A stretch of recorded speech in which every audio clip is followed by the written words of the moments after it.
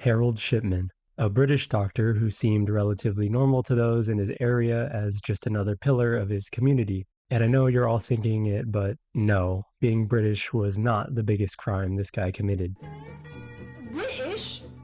This dude was like the Dexter of Britain for some time. According to some, his victim count reaches the hundreds, though to fully understand who Harold Shipman, or Dr. Death as some call him, truly is, we'll have to go back to the catalyst that may have sparked his desire to kill. To give a brief background, Harold Shipman was born in 1946. His dad was a lorry driver, which to some people who have no idea what I just said, lorry is basically a truck that delivers goods and other stuff. Shipman's dad basically drove lorries for a living, while at home his mother would take care of him and his siblings. He was quite clearly his mother's favorite child, and she instilled a sort of feeling of superiority into him at a young age, which led to him becoming relatively narcissistic early in his life. Now, this next part is particularly important. When he was just 17, his mother passed away to lung cancer. Though leading up to her death, while she was stuck in bed at home with a doctor on standby, she was administered morphine. A lot. Shipman always witnessed this and took note of how it basically removed all of the pain she was experiencing.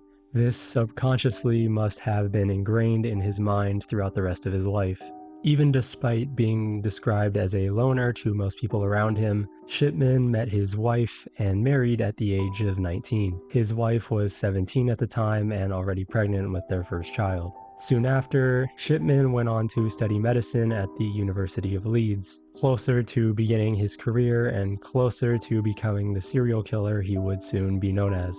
Early in his career, Shipman got addicted to the painkiller pethidine. He'd forge prescriptions for himself to obtain relatively large amounts of the stuff before eventually getting caught by his coworkers. As a result, he would enter rehab and only need to pay a small fine for the forgery charges. Nonetheless, he would come back and continue his work as a doctor without raising much suspicion. Right before being fined for his forged signatures, he would claim his first victim. In March of 1975, Ava Lyons, a patient of Shipman, was enjoying the day just before her 71st birthday. Shipman administered her a toxic level of diamorphine, ultimately ending her life. Once he was caught for forging signatures to fund his addiction, you'd think his medical license might have been suspended for a short time, or, something would happen preventing him from continuing to practice medicine. Nope. Aside from the rehab, he still technically had his license to practice, and he would. Over the next couple decades, he would secretly claim the lives of many. He would target a wide range of ages, primarily older, between the ages of 41 and 93. Like Ava Lyons, his first victim, he would keep the same method when unaliving people. Shipman would either administer a lethal dose of a drug to his patient or prescribe them an absurdly high amount of one. Patients were obviously unaware of what was happening and didn't think much when he wrote up one of his false prescriptions. He was a doctor that everybody trusted in the community, so why would anyone expect otherwise? As it seems, his mother's passing and usage of morphine turned into the sick and twisted perception Shipman would have when it came to being the doctor he would ultimately become. It's estimated that Shipman took the lives of 171 female patients and 44 male patients. People who worked under him, including junior staff, always described Shipman as arrogant when they were working together, though nothing crazy. Just a boss you'd rather not have. Though everyone else, even his patients, loved Shipman due to his caring bedside manner. His general reputation was great, and he was even admired by most in his community. I mean, he was literally given the nickname, the Good Doctor. And no, not that good doctor. Roughly 20 years later, in 1998, doctors in the area, specifically in the same field as Shipman, began mentioning how weird it was for an esteemed doctor such as Shipman to have such a high death rate. It was shockingly high, at about 10 times more than the neighboring practice. Obviously worried and concerned, they got in contact with the local coroner, who then called the police. Now you probably think this would be where they catch him, right? Nope. There was a failure on the police's part, to put it lightly. When asked to investigate Shipman, they didn't even check for a criminal record or ask for any files the board had on him. Now, if they did, the police most likely would have found the devious activities the doctor had pulled in the past with forged signatures and his addiction.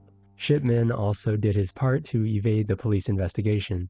He falsified records of his victims, adding illnesses to make his rough-looking track record believable. So when police looked into the long list of victims, they didn't suspect much and just moved on. Shipman was in the clear, so he freely went back to doing what he had been for the past couple decades, though it wasn't long until he would be caught red-handed.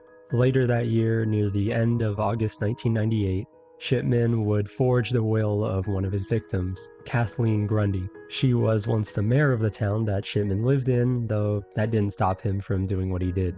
He administered a lethal dose of diamorphine, just as he did to countless other victims of his. Afterwards, Shipman used a typewriter in his office to completely write and forge her will. He left Grundy's entire family out of the will, leaving everything to him.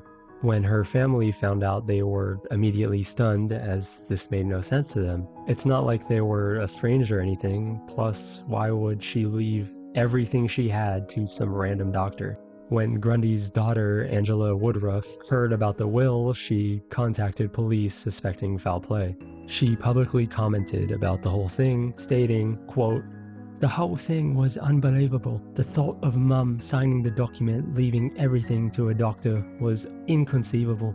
The concept of her signing a document which was badly typed didn't make any sense."